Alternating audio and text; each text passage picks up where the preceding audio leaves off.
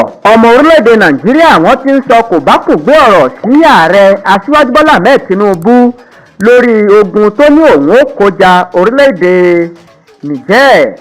Ààrẹ orílẹ̀-èdè Nàìjíríà aṣíwájú Bọ́lá Ahmed Tinubu ní ọ̀pọ̀ ọmọ orílẹ̀-èdè yìí ni wọ́n ti bu ẹnu àtẹ́ lù ú tí wọ́n sì ti bẹ̀rẹ̀ sí ní nà ká àléébù sí wípé bàbá náà ohun tí wọ́n sọ wípé kí òkóbó rẹ̀ ó bọ̀ kò bọ́, ó ní òun lè bọ igba abẹ́rẹ́ lóòkùn. Iléeṣẹ́ ìròyìn fi ìdí rẹ̀ múlẹ̀ wípé púpọ̀ àwọn ọmọ ìgbìmọ̀ asòfin orílẹ̀-èdè Nàìjíríà wọ́n ti tako ìgbésẹ̀ tí ààrẹ aṣíwájú Bọ́lá Ahmed Tinubu ní òun ó gbé nígbà tí wọ́n ń jíròrò tí wọ́n sì sọ wípé kò gbọdọ̀ sán aṣọ ọrú ẹ̀ sòrò.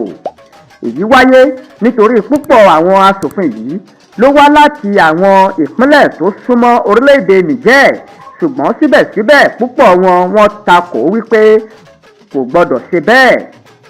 Àjọ àpapọ̀ orílẹ̀-èdè adúláwọ̀ ECOWAS wọ́n gbé ìgbìmọ̀ kalẹ̀ tí wọ́n sì fún ikọ̀ ológun ní ìkìlọ̀ wípé kí wọ́n dá ìjọba padà ní ọjọ́ 7 ó pẹ́ tán, ṣùgbọ́n ìjọba adìtẹ̀gbàjọba ní orílẹ̀-èdè Niger wọ́n kọ tí ọ̀gbọ́n yìí wọ́n sì sọ wípé àwọn ò ní dá ìjọba padà.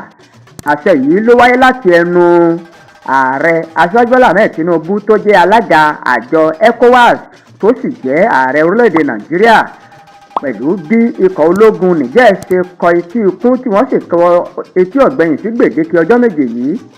ECOWAS kò tí ì kéde wípé ogun yóò bẹ̀rẹ̀. Èyí ló tu ọ̀pọ̀lọpọ̀ ọmọ orílẹ̀-èdè Nàìjíríà lọ́kàn.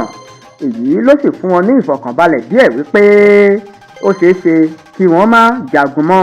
Púpọ̀ ìbéèrè tó ń jà rìn lọ́kàn àwọn ènìyàn ni wípé gbèdéke ọjọ́ 7 ti pé ó sì tún ti kọjá, ṣùgbọ́n ààrẹ aṣíwájú Bọ́lá Ahmed Tinubu kò tí ì sọ nǹkan kan, bẹ́ẹ̀ ni kò sọ ọ̀rọ̀ kankan nípa rẹ̀. Bákan náà bí ààrẹ Tinubu ṣe yọ iná mọ̀nàmọ́ná èyí tó mú iná wọ orílẹ̀-èdè Niger yìí, ọ̀pọ̀lọpọ̀ àwọn ìlú ńlá ní orílẹ̀-èdè Niger ló wà nínú òkùnkùn birimubirimu. Ààrẹ Tinubu ṣe eléyìí láti jẹ́ kí wọ́n wà nínú òkùnkùn kí wọ́n sì má ní agbára iná mọ̀nàmọ́ná mọ́. Ìgbésẹ̀ yìí ni ọ̀pọ̀ ọmọ orílẹ̀-èdè Nàìjíríà ti rò wípé ó ṣeé ṣe kí wọ́n padà yanjú ọ̀rọ̀ ọ̀hún ní tùbíǹnùbí, ṣùgbọ́n ìṣèjọba ológun ló ń lọ lọ́wọ́lọ́wọ́ báyìí ní orílẹ̀-èdè Niger.